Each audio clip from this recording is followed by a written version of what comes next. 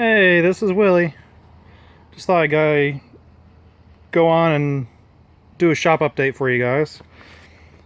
I got the whole frame finished. As for paint, so the frame's been painted from the front of the cab all the way to the end of the frame. I haven't done the axle yet. I still have to do that one. But I got all the cross members in. I even have the gas tank brackets in. That'll be up there. For the components that aren't really structural, I used stainless steel bolts. I had to source this cross member from a used truck.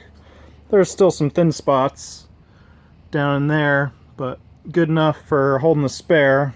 The spare jack actually still works. I grease up the bolts so the bolts won't rust in because they're famous for that. But, yeah, you can see all the bolts in there. Another thing I had to do is I put never seize on the bolts before I put the lock nuts on, because stainless steel can gall.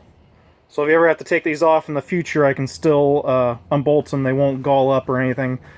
Even then, the bolts I'm using are easy to get out with a grinder. If I had to get them at them from a grinder from underneath or on top, I can. I can grind the heads off to get them out. So that's another thing you gotta keep in mind, because you can't cut stainless with a torch too easily. I believe the bolts for the brake bracket are stainless.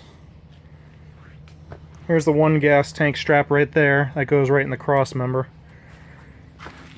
That's the other one right there. That's the park cable support. Also has stainless. All of the harness holders, I guess you could call it, for lack of a better word, are held in with stainless. These things are all stainless. A couple of them in. They run up to the front of the truck. You can see the one still under there for the fuel filter. Not 100% sure how the wire harnesses run in the back yet, but I'll figure that out as I get to it. I know someone else has a truck like it I can always look at to see how the wire needs to be run. But yeah, getting there. It's looking pretty good. Winter's coming up pretty quick. It's actually beautiful out today. I think it's like 68 outside right now. I didn't need to run a heater. But I can still focus on all the body work over the winter. I can start sanding down all the paint. I have to have a window shop come in and take all the windows out. But as I had mentioned before, I have to fix a lot of rust on this truck. As you can imagine, there's no rockers here at all. They're just gone. Another thing I have to do is I have to paint the roof.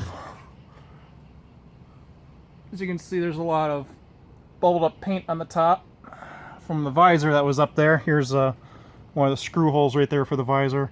They didn't cover the bottom of the visor with silicone, which would have prevented that. They did put silicone where the bolts were at, but they didn't coat the whole bottom of it, so I'll make sure I do that when I get at it. But it'll be easier to fix all that with the windshield out, different things like that. I haven't gotten to the front of the frame yet. I want to get all of the parts together on the frame and the back, and I'll start working on the front of the frame. I won't be able to put the bed on right away because I still have to do all the repainting in the back of the bed. But I can at least put the... I can't put the bumper brackets on yet because then my tarp might hit it. So I think I'm going to wait on that, but I'll see whatever frame parts I have that can go on the back, I'll stick them on. I can stick the gas tank in, different things like that, and hook up the harness for that. I can also run some of the brake lines. I can run the fuel lines and vent lines, all that fun stuff, get that run up. Another thing I have for an update is we officially started a new project between me and my dad. Going over. As you guys may have noticed, I have a lot of these Craftsman garden tractors lying around. Funny thing is, people talk bad about these things, but I haven't killed one yet. That hasn't been able to be fixed. I broke the transmission. The original transmission is still at the rebuild shop for this one. But I did bust the transmission on this one. That's the only thing that's ever failed on me. The engine's just legitimately wore out. This one has the stamped steel axle on it. This one we're going ahead. I've had this in a video before about the Kohler engine that had lost the rod. The interesting thing about this tractor is it has a sleeve hitch on the back. That's the engine mount. I'm going to have to do some customization work to it. And it also had the cast iron axle in the front, which is out at the machine shop. I cleaned all the grease and crap off of the frame. Took all the steering parts and took them down to this machine shop so he can put some bushings in it to tighten up the steering, because I had like a quarter rotation of the steering wheel of play in the steering. And this is going to be our new home for that Wisconsin engine over here. Now the frame on the tractor is about 12 3/4 inches wide, and the foot of this the foot of this engine mount is about 13 inches wide. But the bolt holes are in quite a ways from the end, so I think we'll have some, we'll be good there. The whole engine shroud actually will fit underneath the hood. The crankshaft is actually going to stick out the front of the grill, but I can line up the pulley with the flywheel. I have a pulley being machined to fit the flywheel for the other engine. I already have the flywheel off for that to be fit. Not sure if I had mentioned yet, but while I was in this engine, I was taking a look in here to see what we had, and to my surprise, the grease fitting on the end of the generator was very well greased. So everything looks really good. The teeth are in really good shape. Even the timing gears inside the engine aren't corroded. They're nice and clean. There's no real buildup of sludge in the bottom of here. It's really not that bad. Let me see if I can't get you a shot in the transmission or the generator. But yeah, you can see it's very well greased in there. So thankfully someone was well versed in taking good care of the greasing it. There's a oil cap right here to oil the bushing for the output. Bushings seem really tight. Spinning pretty free, and here's another shot of one of the timing gears. There's some residue on it, but no rust. So it looks pretty good.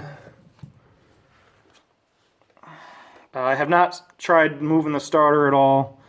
I'm going to take the distributor and the starter and the generator down to a reman shop to have him go over everything, make sure everything is good in shape, and they can go about repainting all the parts for me as well. I'm waiting on some distributor parts first. Before we do that, I want to replace these tags so the tags look good, but this engine's going to get a full restoration. I already replaced the hardware and the clip, one broken clip on the distributor, since I got a parts one over there. I would have liked to use this housing, but this housing is aluminum, so it's not original. So I just took some parts off of it, but the points are the same, so I can use the points in there if I wanted to. I ordered quite a few new old stock parts to completely restore this engine. Another thing I'd mentioned, the camshaft looks really good in there. I don't see any rust in there. So I'm pretty confident that this engine is in really good mechanical shape. But yeah, I got all kinds of parts in here. That pulley has too small of a V for the belt for me. There's the screen, which I'm going to have to probably cut the screen out to fit the pulley. Here's my gaskets I got. There's all the spark plug wires, condenser, rotor caps, rotor, governor assembly parts, all kinds of stuff in there.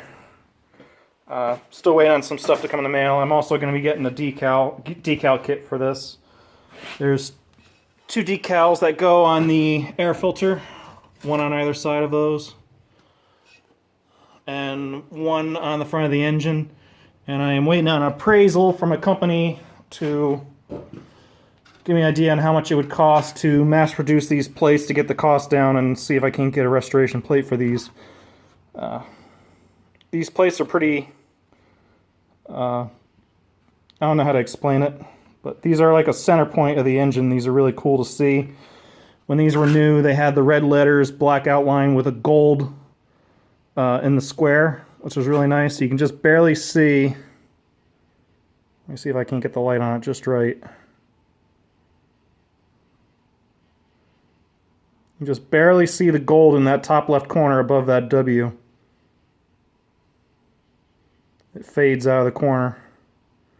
But this would be 1959, and this was 1953. They changed the design a little bit. They still had the same Wisconsin with the black outline, but they changed air-cooled to heavy-duty air-cooled engines. I also have all the parts coming in, such as the choke cable, the stop switch, a start button, and an amp meter, and another bracket to straighten all this stuff out. And then I can put this bracket on this engine if I wanted to, just so I have an extra. I might put this engine on the tractor just to test run everything, since I have all the parts to make this engine run, but this engine does need valve work. I took the governor out to fix the other one, but I think I'm going to see if I can't salvage the governor on the other engine first, but the lever here is seized on the governor. It's possible that I can free this up, or I can just replace this aluminum housing. We'll have to see how that goes. But that's why I took that off. But this thing was leaking oil pretty bad anyway on this side. So I have a basic gasket kit that'll fix the majority of these oil leaks. And I'll copy the gaskets out of the big kit for this and block off the oil pump assembly. I'll put an electric fuel pump on it probably, I don't know, we'll see. But this engine does run. I have a broken head bolt that needs to be fixed as well. But we'll probably test fit this engine on the frame and see how the tractor performs. Since that one's going to be restored over the winter. This is getting a full restoration. Everything's coming apart, everything's getting painted. And I'm not sure what I'm going to do as for matching the color, because there's not a lot of original paint. There's some right there. That looks pretty decent for copying. I'm hoping there's something underneath some of that grease and grime that I can get a good copy off of as for matching the paint color.